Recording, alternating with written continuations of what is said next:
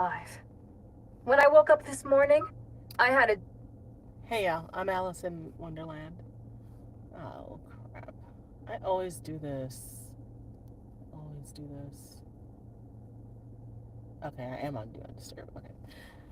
I don't want anyone disturbing me. So I wanted to do this live and read some of the comments on the Sade Robinson video that I mirrored.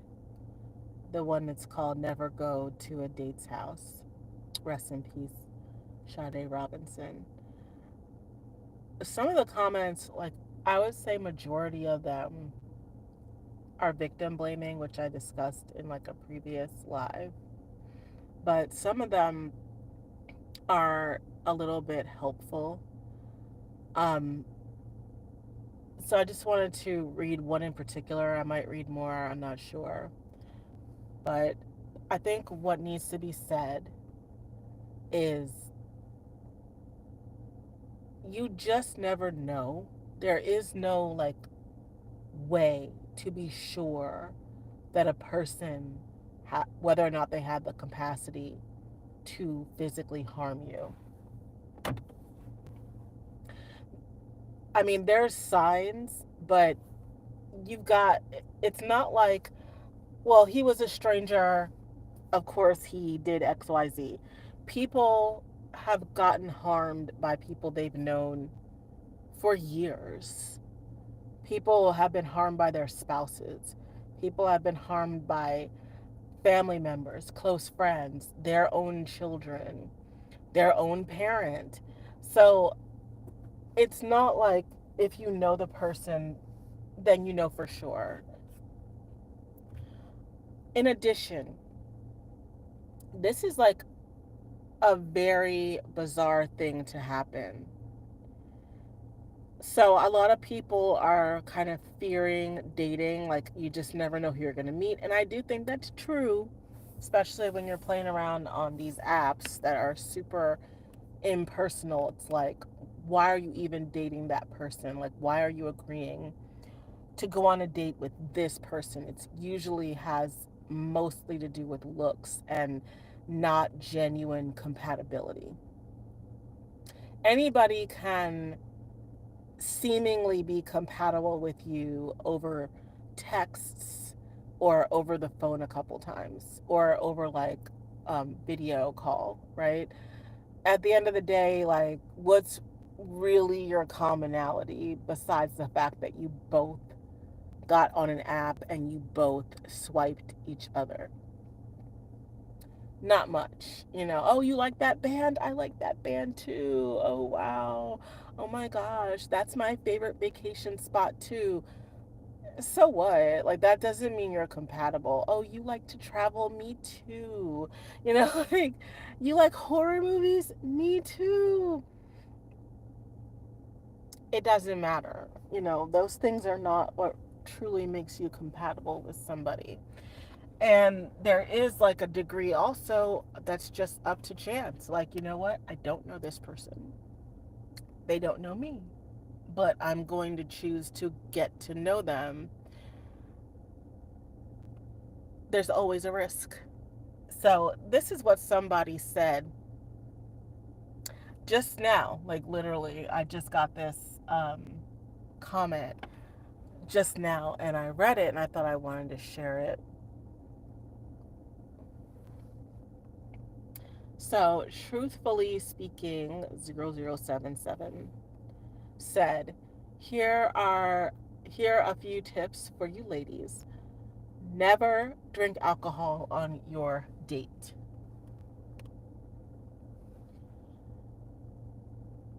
Never leave with the person. Never go to their home. Pay for a background check on your date. Always have someone meet you at the eatery so when you finish the date, you go sit and chat with that person.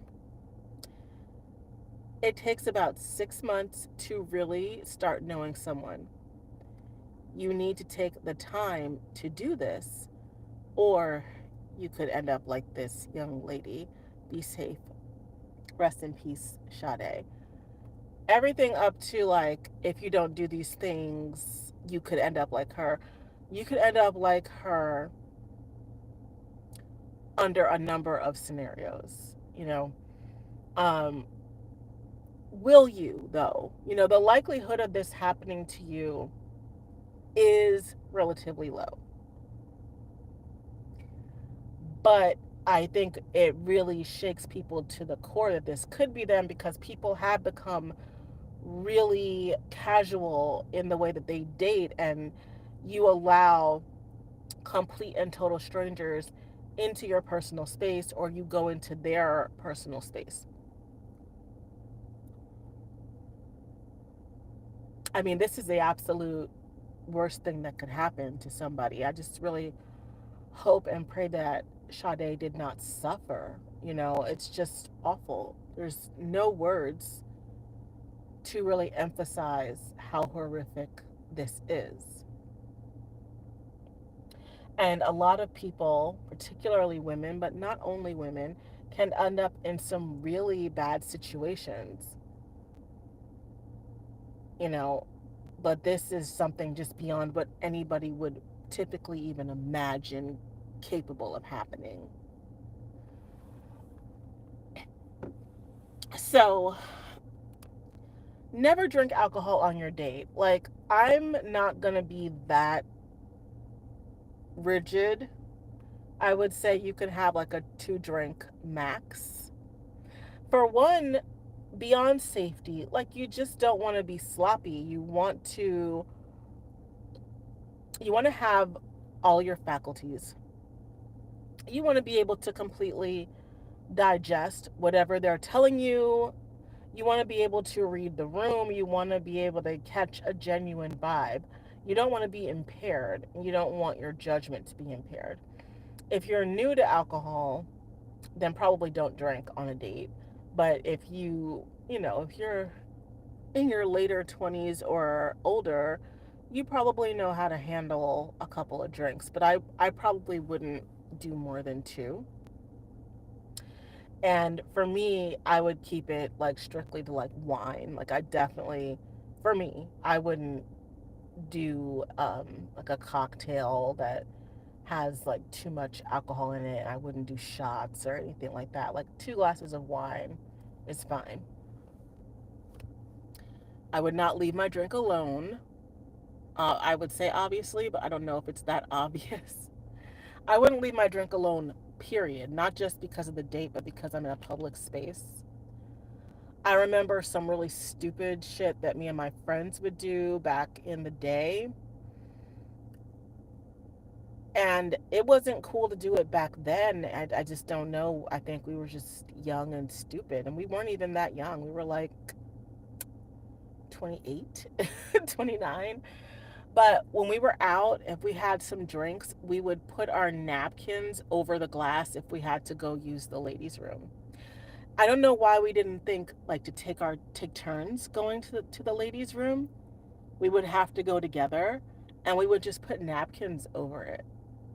Sometimes I would get extra fancy and I would put the little stirrer over the napkin. So, take the stirrer out of the glass, put the napkin on top of the glass, and then put the stirrer over the napkin. And in my mind, I'm thinking, well, I will know if that stirrer has been messed with.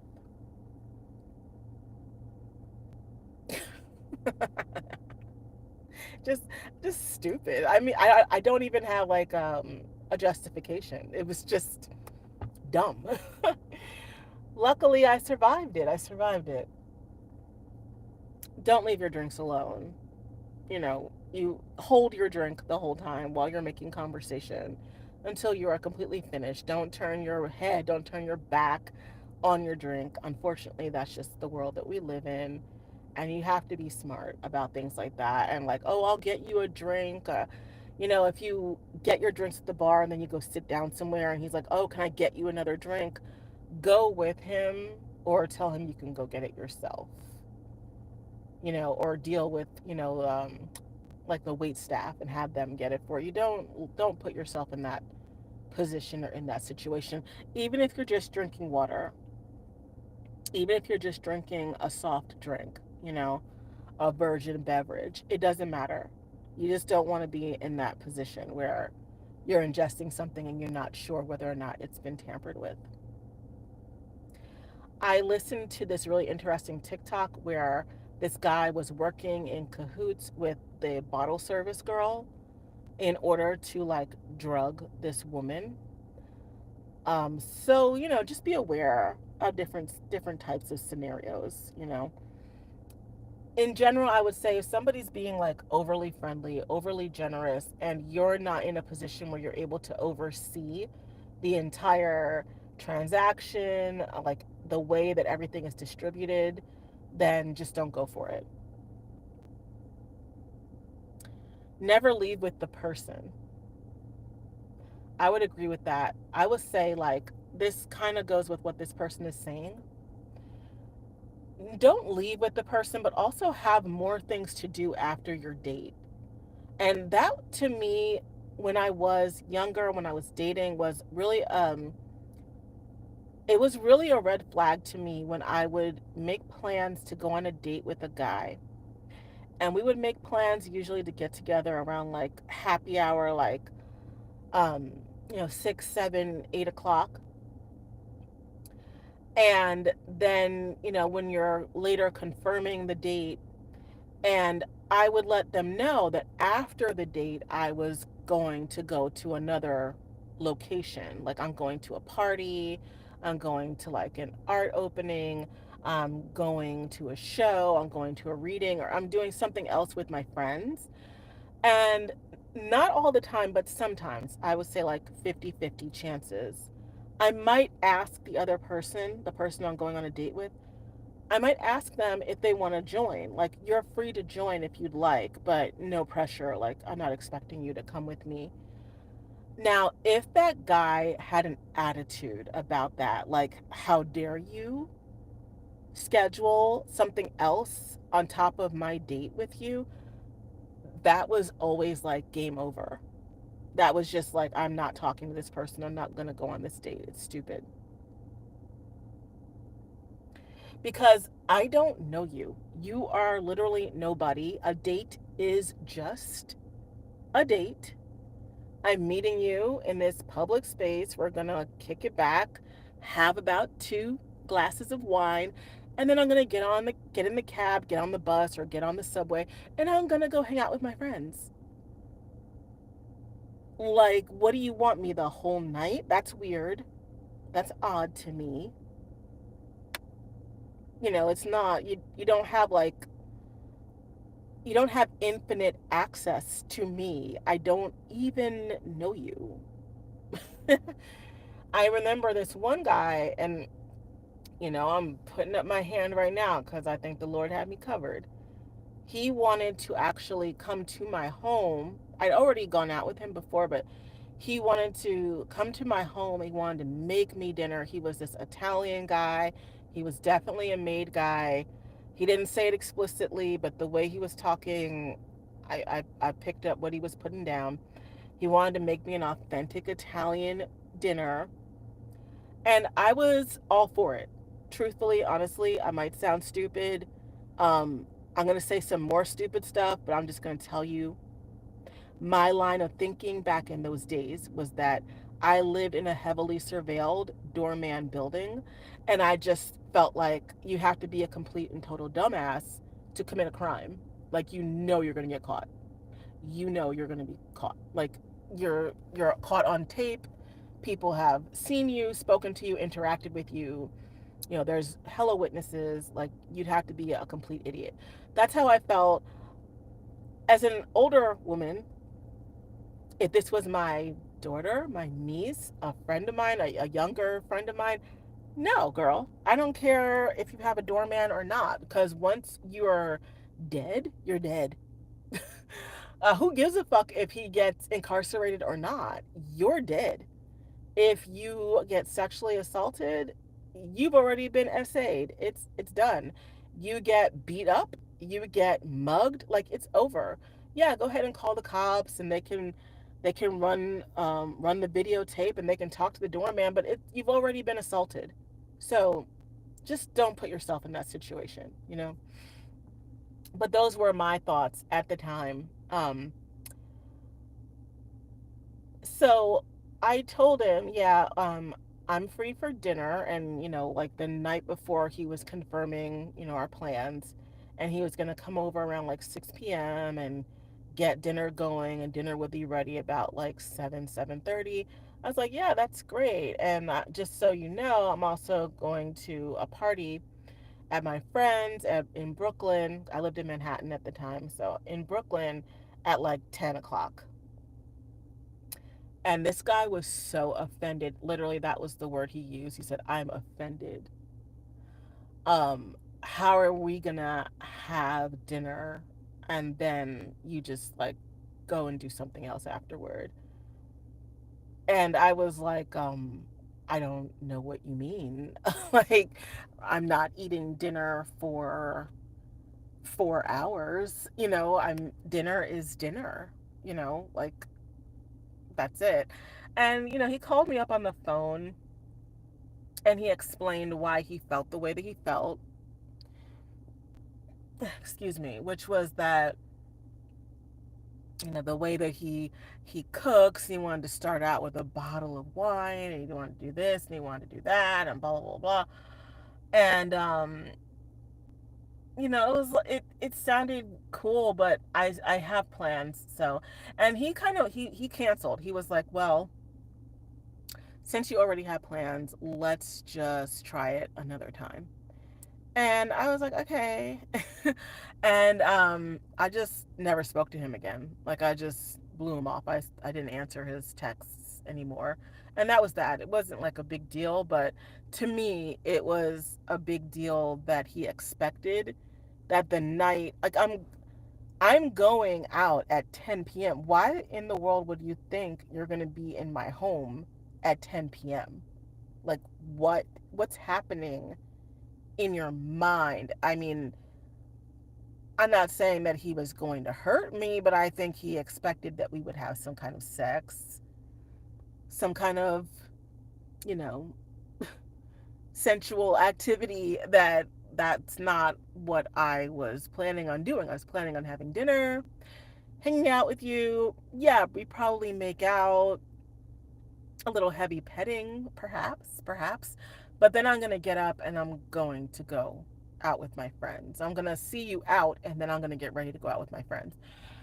Um, yeah, so to me it was always, and it just, to me it seemed like there was some kind of controlling vibe, some kind of taking liberties, taking advantage, feeling like you call the shots, needing to be in charge, some kind of overly domineering energy, which some people enjoy. But for me at that time, it was like, no, that's not that's not happening, sir.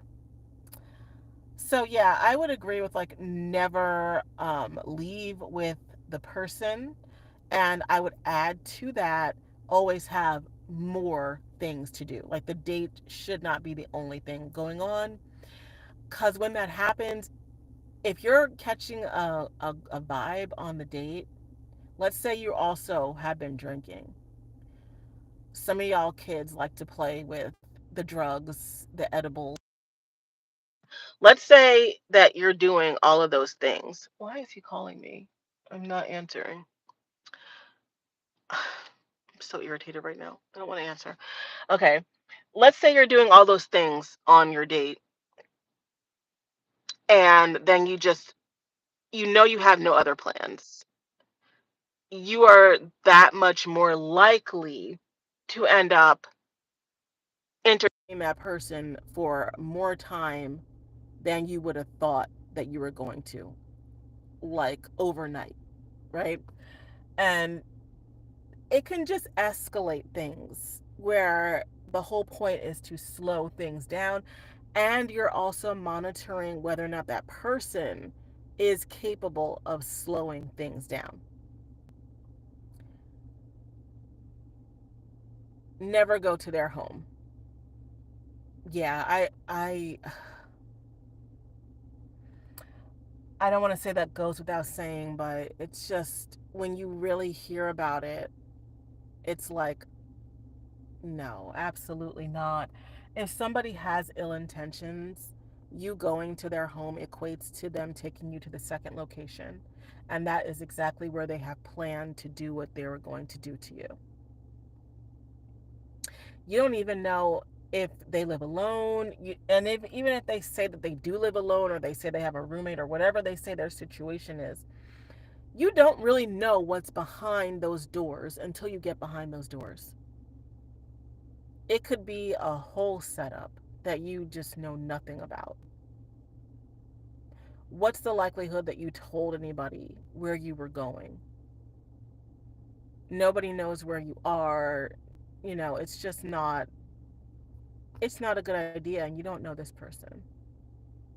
Not to mention, if you went out with this person, if you went out to dinner, let's say, and this male human being pays for dinner, more than likely he's expecting something. That's just that seems to be the way a lot of these males are oriented, is that they deserve something of a sexual nature because they paid for a meal. Don't do that to yourself. If you want to be empowered and you're like, I want to do something and I want to invite him to my place, I would caution against that. But I would much rather you be in your territory than in somebody else's territory.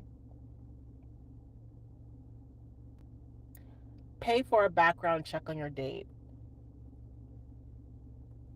I think that's fine. You want to like do due diligence. I just don't think it's like super necessary on the first date that you do a background check before you just meet somebody at the mall. Like I don't think it's like super necessary, but I don't think it's a bad idea.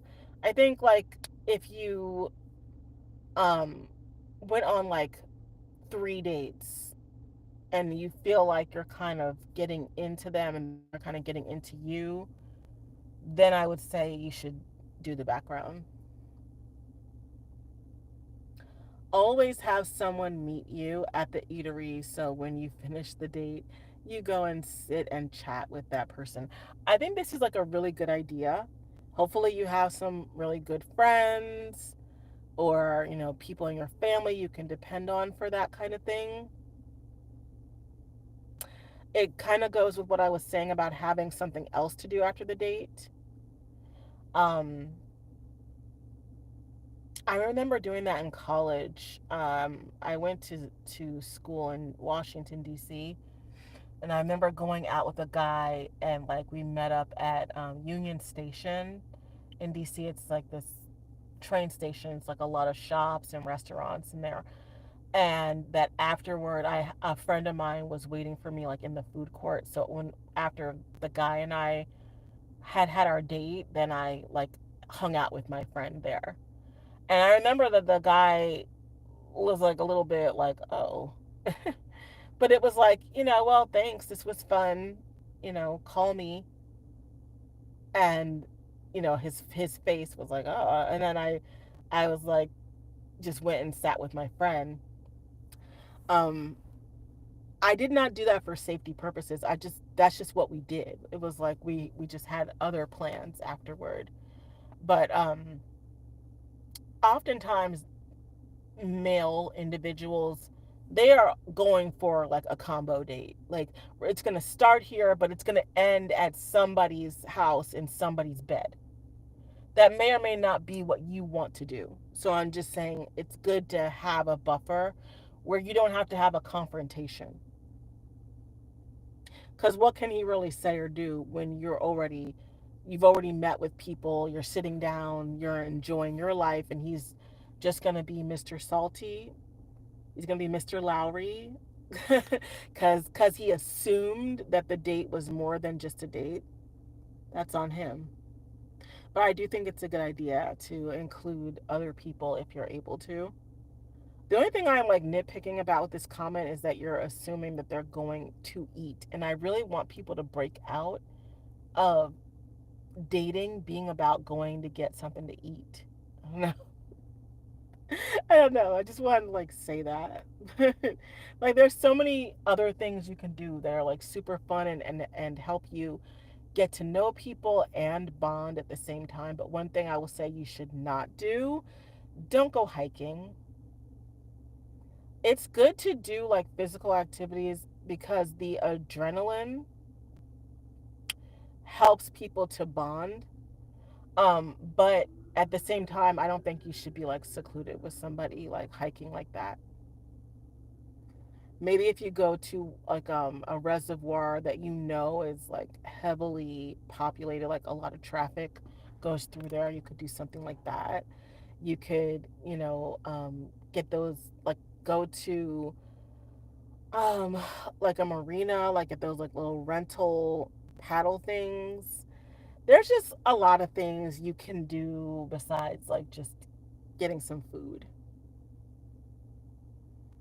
It takes about 6 months to really start knowing someone. That's so true. Like you're just starting to know them. Excuse me. At 6 months, you're just only beginning to start. You don't know them. You don't know them. And I want people to understand that as you're dating, you could even have made a commitment. Let's say you dated for like 3 months and then you committed to each other in a relationship.